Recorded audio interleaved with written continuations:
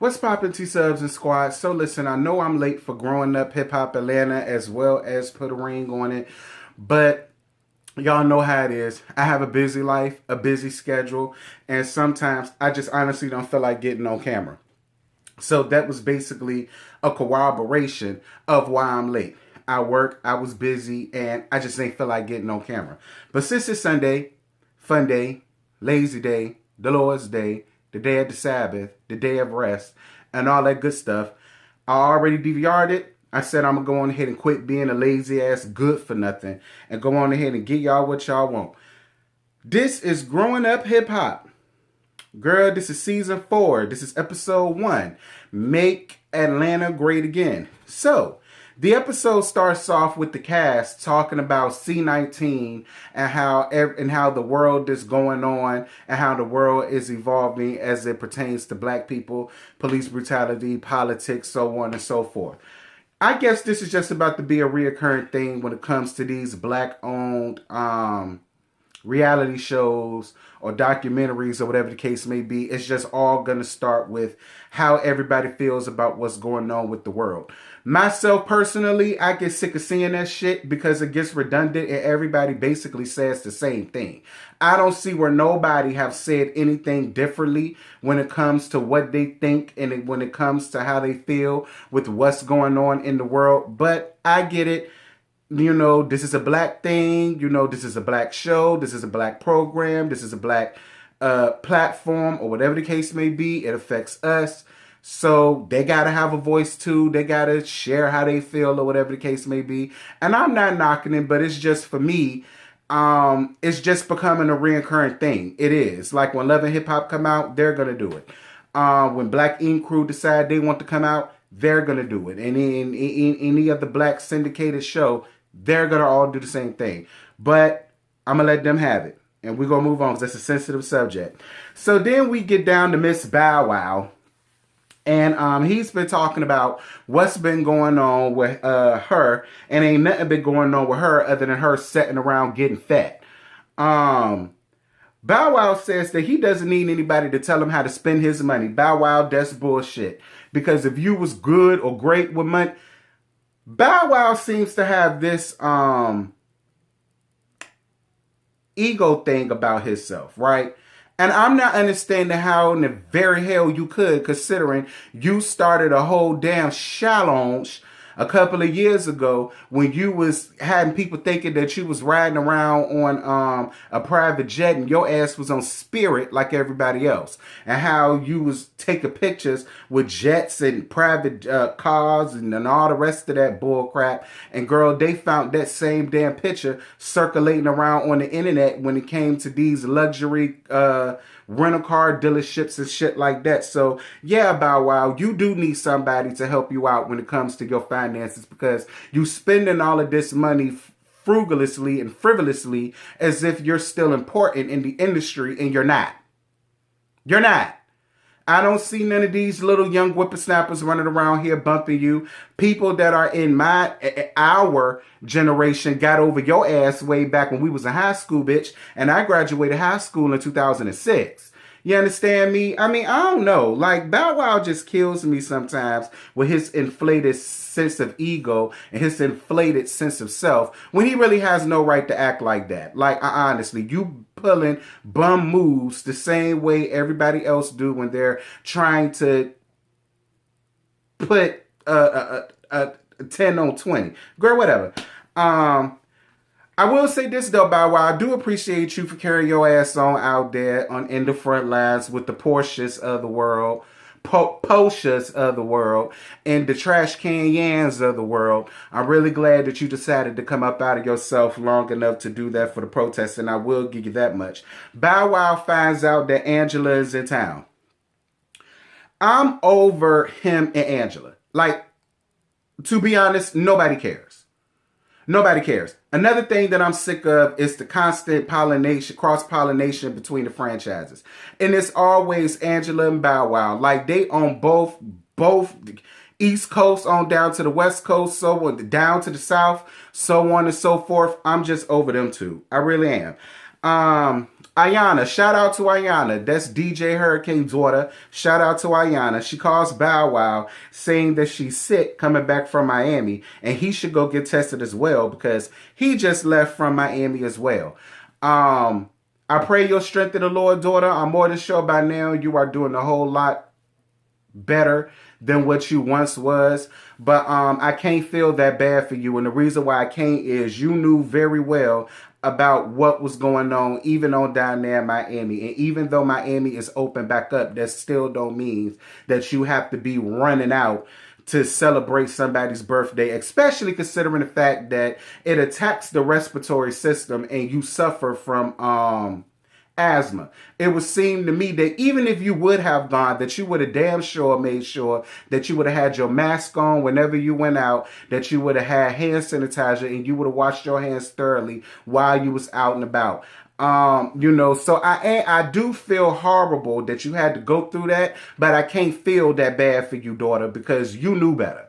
You knew better. And everybody needs to do better. I really wish people would stop acting like this shit ain't real. And you could thank that pink ass bitch that y'all put in office 4 years ago as to why the shit is just as real and just as bad as what it is. But before they try to demonetize my video and try to take it down for bringing that up, I'm going to let that slide.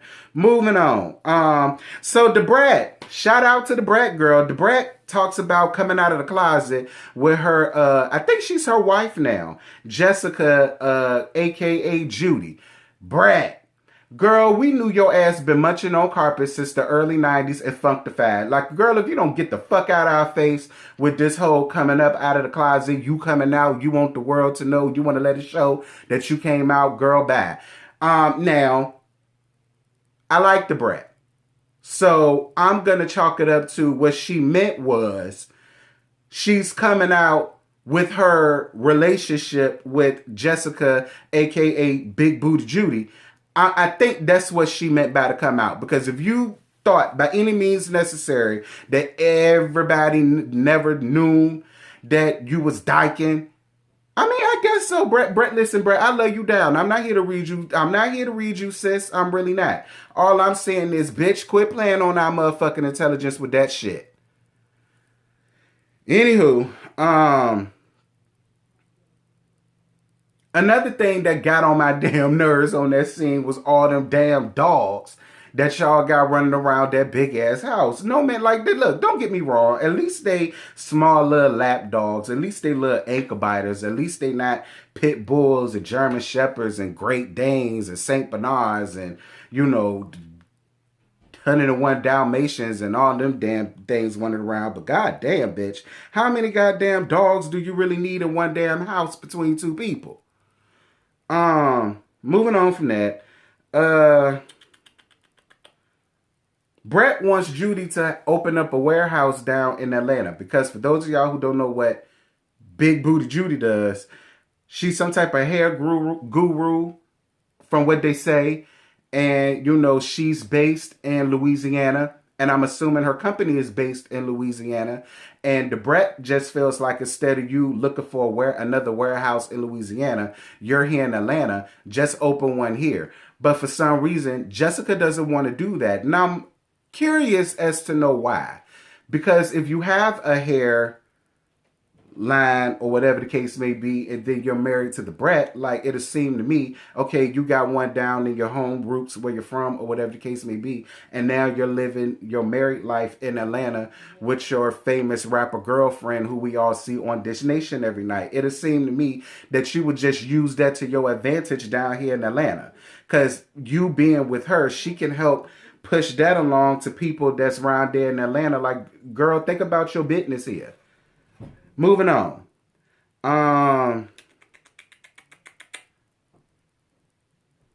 Deb invites her to an event in somebody's backyard. And she said, girl, I know you lying. COVID running around here, running amok, running astray. And you sitting up here trying to invite me down to a get-together in somebody else's backyard. Like, girl, where's the social distancing? Where's the 6 feet? I was here for Brett with that. I was.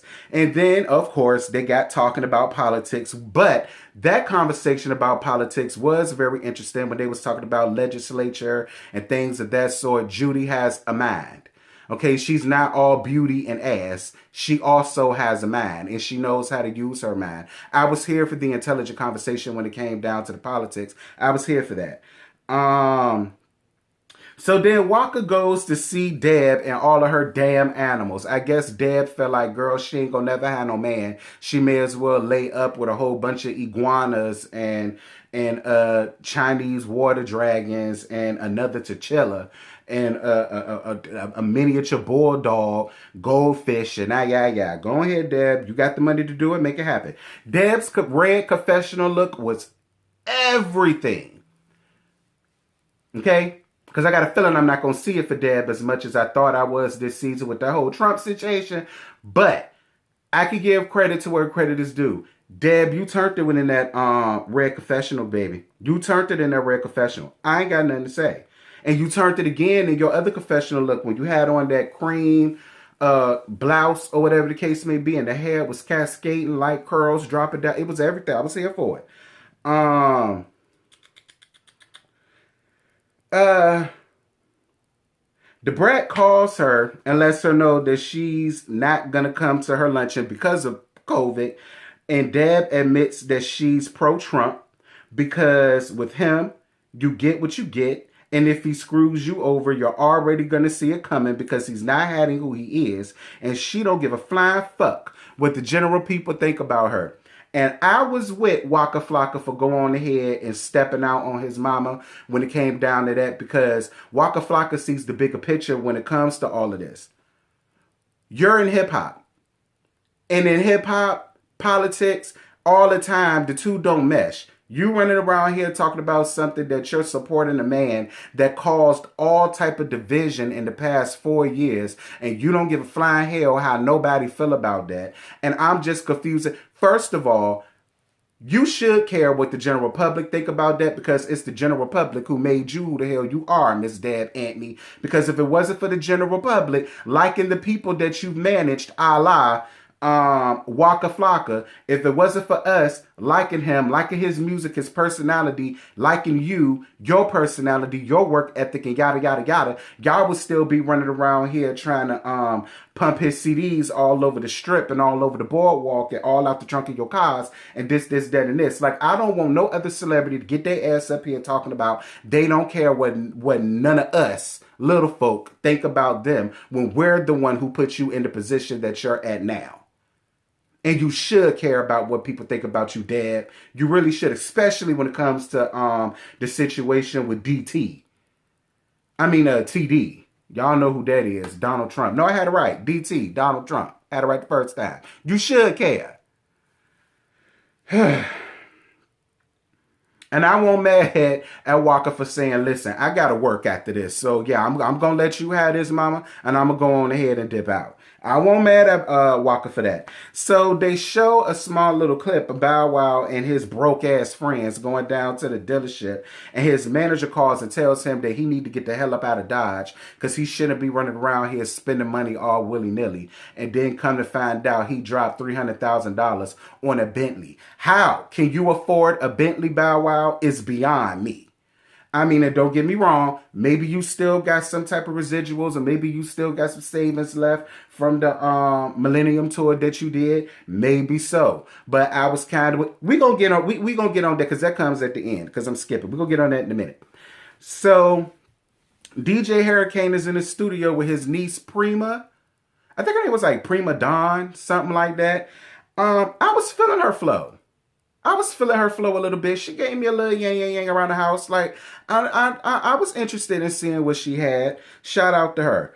And then DJ Hurricane talks about losing 3 friends to C-19, Trump being in office, and how 2020 was a nightmare. Yeah, DJ Hurricane, it was a nightmare for all of us, bruh.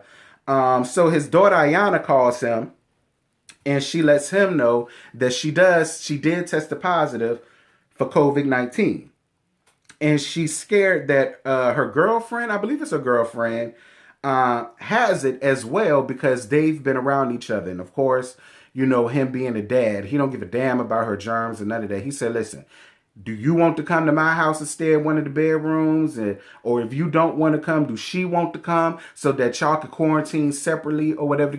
Which is a better idea, in my opinion, for her to completely leave where she's at until Ayana gets herself and her health situated. I was here for DJ Hurricane. Shout out to DJ Hurricane. I like him a lot, and I like Ayana a lot. So shout out to them. So then we get down to Bow Wow, and he meets with Andy down to the bar to talk. So then Bow Wow admits to getting a Bentley. Andy says because of the pandemic, he shouldn't be spending money like that. And that's what I was going to talk about earlier on, and I saved it for this point right here because Andy is absolutely right. Bow Wow, that man isn't a manager for his health. That man is a manager for a reason, and he gave you that good-ass advice for a reason because he's absolutely right. We're in the middle of a pandemic. You're no longer touring. I highly doubt anybody is going to be rushing to buy your music from Apple Music, iTunes, Spotify, Tidal, Google Play, YouTube Music, or anywhere else for that damn matter.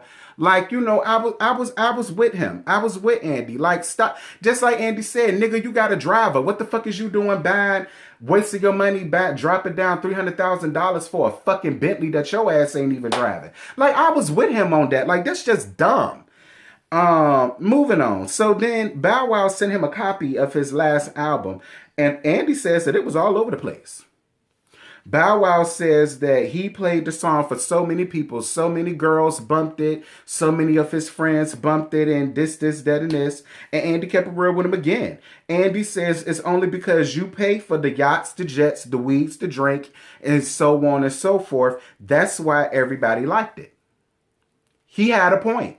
And I figured that out at the beginning of the damn episode when he was sitting up in his condo with his other three, especially that one, Lord, what was his name? Prime? No, that wasn't his name.